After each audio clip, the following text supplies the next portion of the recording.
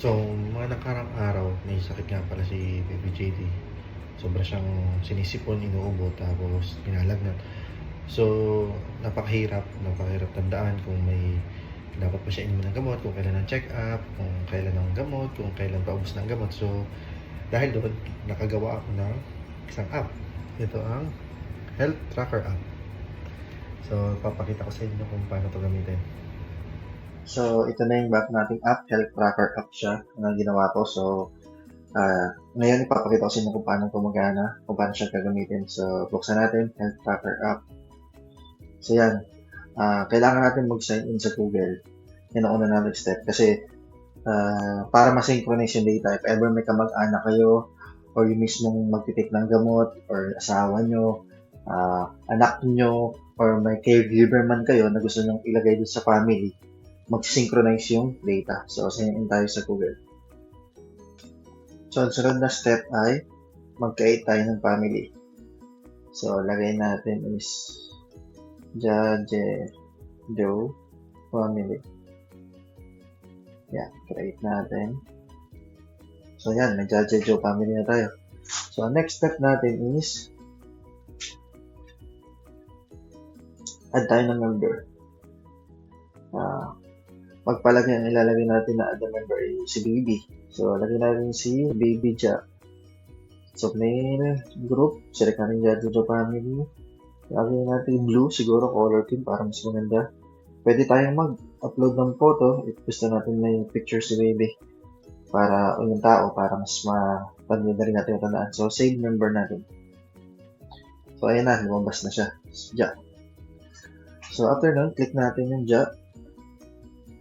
So, ito na. Makikita natin yung pinaka-main dashboard ng Teja. So, sa dashboard, ito yung summary ng lahat. May active meds, may refill meds, appointment, at may mini calendar tayo sa baba. Pagkatapos nyan, click natin itong tatlong bar sa gilid. Makikita natin yung menus. Under ng menus, merong dashboard, vitals, symptoms, medication, doctor's appointment, and documents. So, isa-isahin natin. Una, vitals. So, pwede tayong mag-add ng weight, height, temperature, blood pressure, glucose, at SpO2.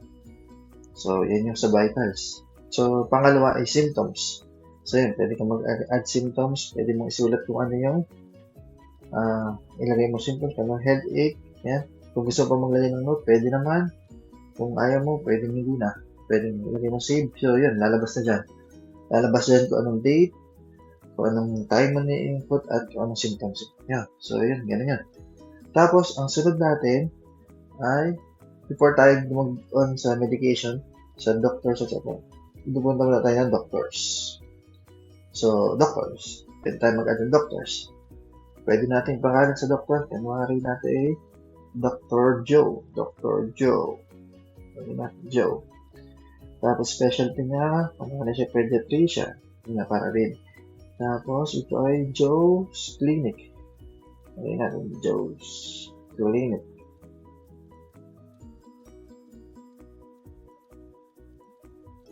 Contact number, pwede malagyan, pwede hindi. Male, kung gusto mo rin, female, pwede ka pumili. Tapos pwede ka rin mag-upload ng photo for reference mo sa kanya. Tapos save natin. So, yan, meron na tayong doctors.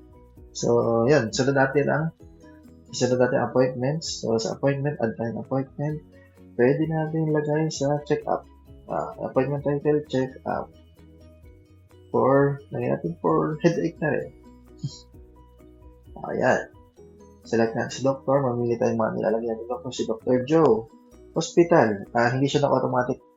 Kasi pwede naman sa ibang clinic or saan siya nagpa-check-up. So, lagay pa rin natin yan. Kanyang clinic. Joe's Clinic.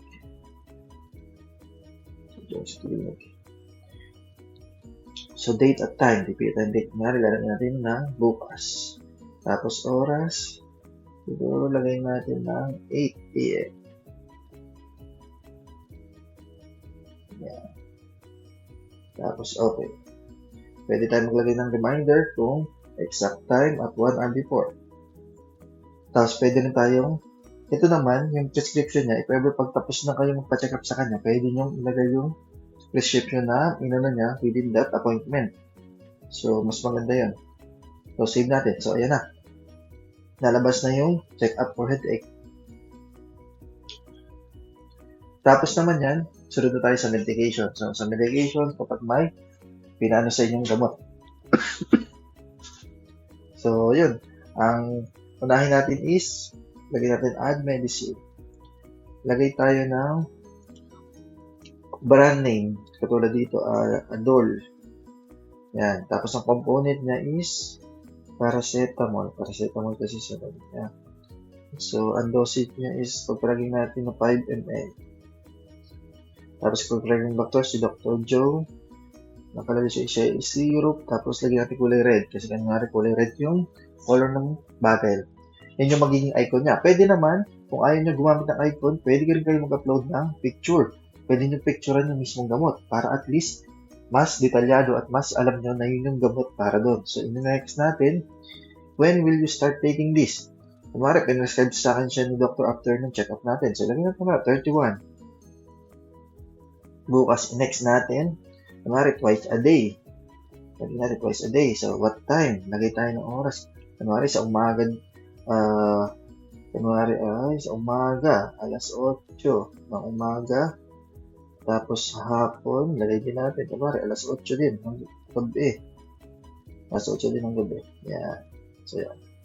Next natin, so, how often will you take? Every day ba? Every other day? Every X days? Or every X weeks, months? So, every day siya. Next.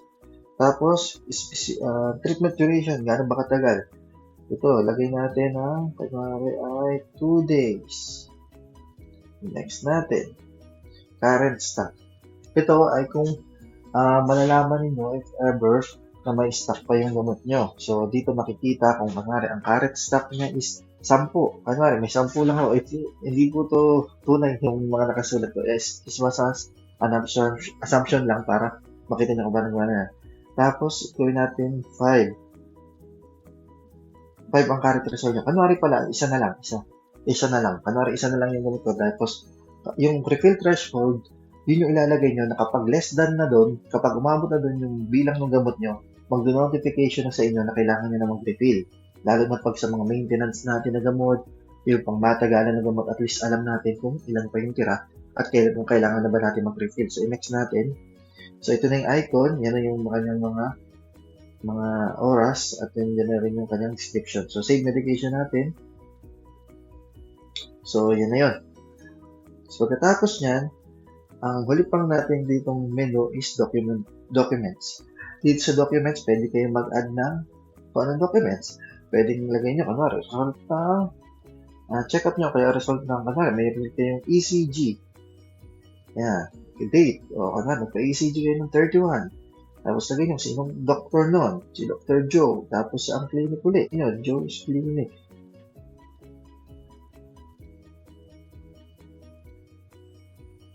Yan. Pwede rin kayo maglagay ng notes bago yung photo, yung file or photo. Pwede kayo mag-upload ng photo or file, yung mismong file. Pwede nyo scan or pwede nyo picture then save nyo. So, makikita nyo yung na dyan, yung file. Kaso, hindi siya mag-save kasi wala nang tayo file. So, yun. Pag tayo sa dashboard, makikita nyo may active meds tayo na Adol na 1 ml. Tapos, makikita nyo may refill. Kailangan na siyang refillan kasi nga 1/5 na lang siya. Tapos may appointment tayo. Yan, appointment. So, kung makikita nyo, sa 30, meron siyang notification na naglagay ako ng headache ngayon. Tapos, dito sa 31, may 2 dots siya kasi may iinom ng gamot tapos may check-up. So, yun. Ganito kaganda to. So, tapos, meron din pala tayong button sa taas na pwede nyo dark theme or, yan, light theme. Yan. Tapos, sa settings, makikita nyo, yan nga, tapos ito yung mga chime niya, mga alert sounds pala, urgent alert, soft alert. Pwede rin kayo mag-upload ng sarili nyong notification sound. Tapos meron din tayo sa baba na delete account. Kung ayaw yan, pwede yan i-delete, walang problema. Tapos yun. So, yun, alis tayo settings, makita nyo yan. Sa family, yan. Ito na yung family members. Pwede pa kayo mag-add ng member kung gusto nyo. Wala naman siyang limit. So, yun. Pwede nyo rin i-log out yung account nyo gamit yung huling button after yung settings. So, ito na. Ganito yung ating bagong account. Sana makatulong sa inyo. So, ito na. Ito yung ating bagong application. Sana makatulong sa inyo. Aking ginawang app. Actually, pwede ko ibigay sa inyo yung link, pero limited lang kasi limited lang din yung capacity. Hindi naman siya mas professional sa paggagawa nito. So, yun. Hope makatulong. Thank you.